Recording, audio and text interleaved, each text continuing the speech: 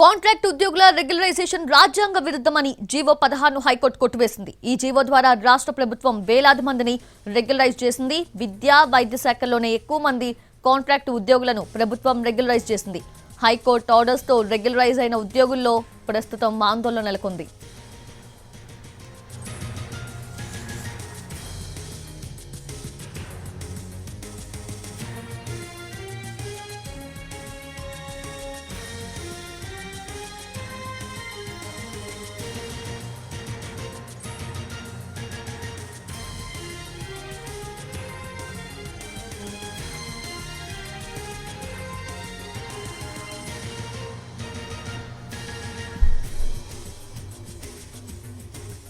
Contract ఉద్యోగుల regularisation రాజ్యాంగ విరుద్ధమని జీవో 16 హైకోర్టు కొట్టివేసింది. ఈ జీవో ద్వారా రాష్ట్ర ప్రభుత్వం వేలాది మందిని రెగ్యులరైజ్ చేసింది. విద్యా వైద్య శాఖల్లోనే ఎక్కువ మంది కాంట్రాక్ట్ ఉద్యోగులను ప్రభుత్వం రెగ్యులరైజ్ చేసింది. హైకోర్టు ఆర్డర్తో రెగ్యులరైజ్ అయిన ఉద్యోగుల్లో ఆందోళన నెలకొంది.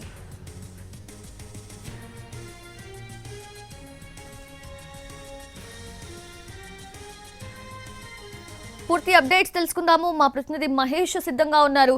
మహేష్, ఏంటి కాంట్రాక్ట్ ఉద్యోగుల్ని రెగ్యులరైజ్ చేయడం అనేది కరెక్ట్ కాదు అంటూ కూడా ఆ జీవో 16ని రద్దు చేస్తూ చర్యలు తీసుకుంటున్నారు కాబట్టి సో ఎలా ఉండబోతుంది ఫర్దర్లీ? అంటే కాంట్రాక్ట్ ఉద్యోగులకు ప్రీవియస్లీ ఏదైతే డ్యూటీస్ అండ్ రెస్పాన్సిబిలిటీస్ ఉన్నాయో అవే కంటిన్యూ అవుతాయా?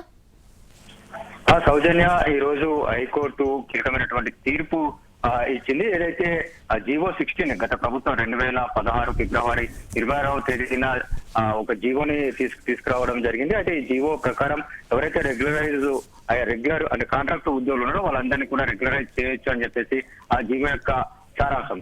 ఏదైతే 1994 యాక్ట్ ఉందో దానికి సంబంధించినటువంటి సవరణ చేస్తూ ఈ యొక్క జీవోను తీసుకురావడం జరిగింది. దీని ప్రకారం ఏదైతే 10A చేరుస్తూ ఈ జీవోను తీసుకురావడం జరిగింది. 10A ప్రకారం ఎవరైతే కాంట్రాక్ట్ ఉద్యోగులు పనిచేస్తారో వాళ్ళని రెగ్యులరైజ్ చేయొచ్చు. అయితే రెగ్యులరైజ్ చేయడానికన్నా ముందు అక్కడ ఉన్నటువంటి రిజర్వేషన్లను పాటించాలి. అదే విధంగా వేకెన్సీ ఉండాలి. ఆ పోస్ట్ ఏదైతే కాంట్రాక్ట్ లెక్చరర్ కానీ లేదా కాంట్రాక్ట్ ఉద్యోగాన్ని పనిచేస్తారో ఆ పోస్టు వేకెన్సీ ఉండాలి. అయితే అటువంటి వాళ్ళని రెగ్యులరైజ్ చేసుకోవచ్చు అని చెప్పేసి ప్రభుత్వం జీవోను తీసుకొచ్చినటువంటి నేపథ్యం. ఈ జీవో పైన అప్పటి నుండి అంటే 2016 నుండి కూడా ఆ కోర్టులో కేసు నడుస్తున్నటువంటి నేపథ్యం. ఎవరినైతే రెగ్యులరైజ్ చేయడం అనేది రాజ్యాంగ విరుద్ధం అంటూ చెప్తూ వస్తూ కేసు వేయడం జరిగింది నిరుద్యోగులు కొద్దిమంది.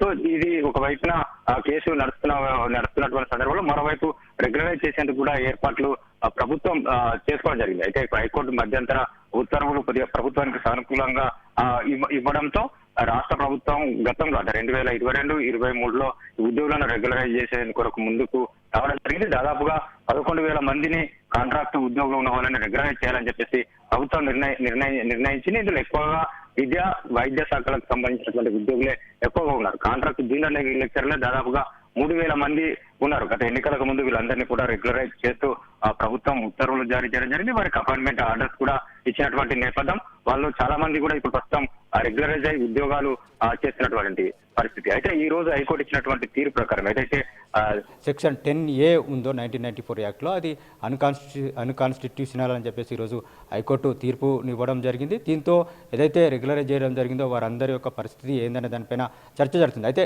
కోర్టు యొక్క పూర్తి కాపీ ఏదైతే ఆర్డర్ కాపీ బయటకు వస్తే తప్ప ప్రస్తుతం రెగ్యులరైజ్ అయిన వాళ్ళ యొక్క పరిస్థితి ఏందనే దానిపైన క్లారిటీ వస్తుంది. అయితే ఏదైతే ఇది రాజ్యాంగ విరుద్ధమైనటువంటి నేపథ్యంలో ప్రస్తుతం రెగ్యులరైజ్ అయిన వాళ్ళు కూడా మళ్ళీ ఆ పోస్ట్లో ఉండేందుకు వీల్లేదనేటువంటి అభిప్రాయాన్ని విశ్లేషకులు చెప్తున్నటువంటి నేపథ్యం, ఏదైతే న్యాయ నిపుణులు చెప్తున్నటువంటి పరిస్థితి. అయితే కోర్టు తుది కాపీ వచ్చిన తర్వాత దానిపైన క్లారిటీ వస్తుంది. అయితే మనకు ఉన్నటువంటి సమాచారం ప్రకారం అధికారులు అయితే తుది కాపీ రావాలి. ప్రస్తుతం రెగ్యులర్ అయినటువంటి వారి విషయంలో కోర్టు ఏ విధమైనటువంటి డైరెక్షన్స్ ఇచ్చిన దానిపైన స్పష్టత రావాలని చెప్పేసి అధికారులు చెప్తున్నారు. అయితే పిటిషనర్ మాత్రం చెప్తున్న విషయం ఏంటంటే ఎవరినైతే రెగ్యులరైజ్ చేయడం జరిగిందో జీవో 16ని రద్దు చేసింది ఈరోజు హైకోర్టు. అదేవిధంగా రెగ్యులరైజ్ అయినటువంటి ఉద్యోగులను మళ్ళీ అవసరమైతే కాంట్రాక్ట్ ఉద్యోగులుగా కొనసాగించుకోవచ్చు అని చెప్పేసి కోర్టు ఈరోజు డైరెక్షన్స్ ఇచ్చిందని చెప్పేసి పిటిషనర్ చెప్తున్నటువంటి నేపథ్యం. ఏదైతే మొత్తానికైతే జీవో 16 ఏదైతే ఉందో అది రాజ్యాంగ విరుద్ధం అని మాత్రం ఈరోజు కోర్టు చాలా స్పష్టంగా ఆర్డర్స్ ఇవ్వడం జరిగింది.